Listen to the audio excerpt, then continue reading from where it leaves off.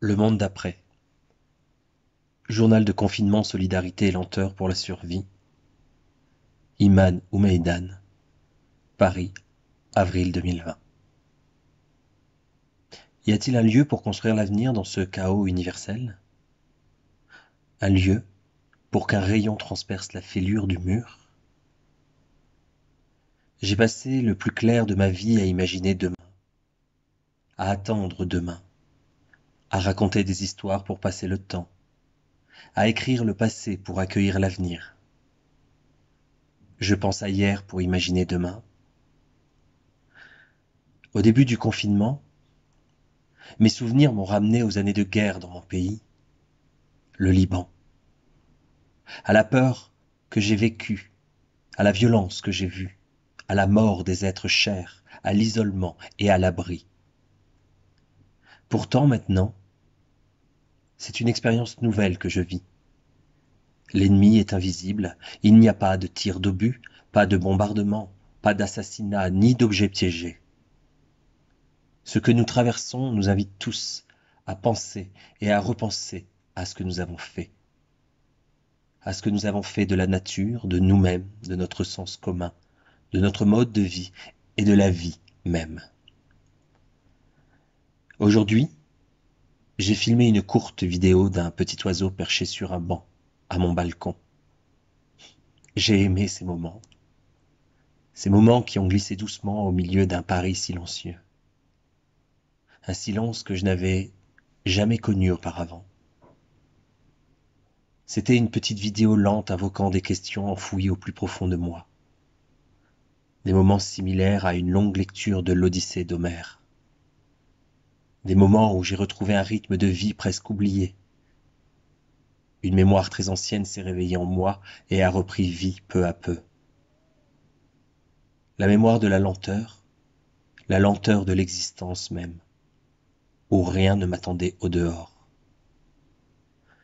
J'avais besoin de cette quarantaine pour méditer sur mon monde, renouveler ma croyance dans la solidarité et dans la réalité de mon existence, qui n'est qu'une goutte d'eau dans l'océan de l'histoire de l'humanité.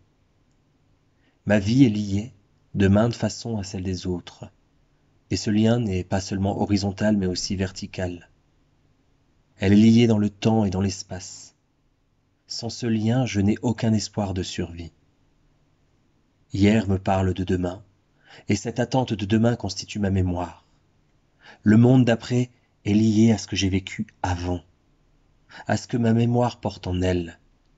Il est lié à la vie que j'ai vécue, à la musique que j'ai entendue, aux films que j'ai vus, à ceux avec qui j'ai partagé des idées, des sentiments, des souvenirs et des moments, à ceux que j'ai aimés, avec qui je me suis entendu ou de qui je me suis séparé. Il est lié à ceux qui ont quitté ce monde pour toujours et dont la présence reste si singulière en moi. Il est lié à ce que mon corps a absorbé durant les guerres civiles. La peur, la violence, la résilience, la survie, l'amour incessant de la vie. J'ai vécu la plupart de ma vie en situation de guerre, ou dans un état de ni guerre ni paix, à attendre ce que demain apporterait pour qu'enfin nous puissions avancer dans nos vies. Mes années au Liban ont été des années d'attente. Ma vie, comme celle des autres, était suspendue. Quand j'ai entendu le président dire que la France est en guerre contre la pandémie, j'ai tout d'abord trouvé cela sensé de comparer ce qui se passe avec la guerre. Ce soir-là, j'ai écrit que ce que je voyais, vivais, est une nouvelle phase de la vie suspendue. C'est le soulèvement de la Terre contre nous, contre nos modes de vie. C'est le mécanisme d'autodéfense de notre Terre, une situation qui nous pousse à penser au monde d'après et à repenser au sens de notre présence ici. Cela nous incite aussi à nous interroger sur les conditions de notre survie à l'avenir.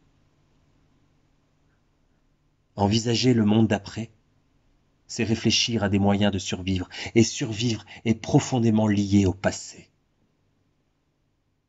De multiples miroirs reflètent différents moments les uns dans les autres, en interaction et en interdépendance. Mon lien avec cette vie suspendue dont j'ai parlé se manifeste dans le présent par des tentatives constantes d'établir un accord de paix avec les souvenirs violents d'un passé douloureux. J'ai écrit dans mon journal de Corona: nous ne sommes pas seulement des écrivains, nous sommes des survivants. J'ai survécu à la guerre dans mon pays par l'écriture. Mon premier roman, Ville à vif, édition Verticale 2003, était un cri de survie. J'ai voulu montrer de manière éclatante comment les femmes survivent grâce à leur solidarité pendant les guerres. Solidarité a été un mot-clé pour survivre. Et la réponse des femmes à la violence, aux guerres, à l'isolement, au chaos et à la haine. J'ai écrit sur des femmes qui ont continué de rêver et sont restées ensemble aussi longtemps qu'elles le pouvaient. C'est écrire solidarité au milieu de la souffrance et mettre un rayon de lumière au milieu du chaos. C'est représenter des personnages qui ne sont jamais totalement à l'intérieur ni à l'extérieur du terrain de guerre. Ils se tiennent quelque part entre deux, à une distance critique, vis-à-vis de ce qui a lieu là-bas dans la rue.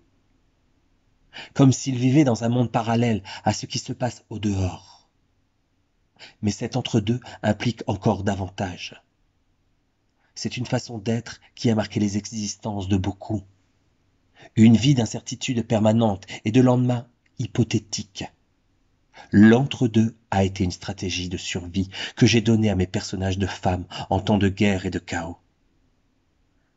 Cette stratégie de survie est devenue une technique d'écriture et le lieu à partir duquel la transmission est possible pour moi. Avec tout ce qui se passe en ce moment, nous nous posons des questions sur ce qui va advenir après. Ce qui s'est passé ou est en train de se passer dans le monde entier a dépassé notre capacité d'anticipation.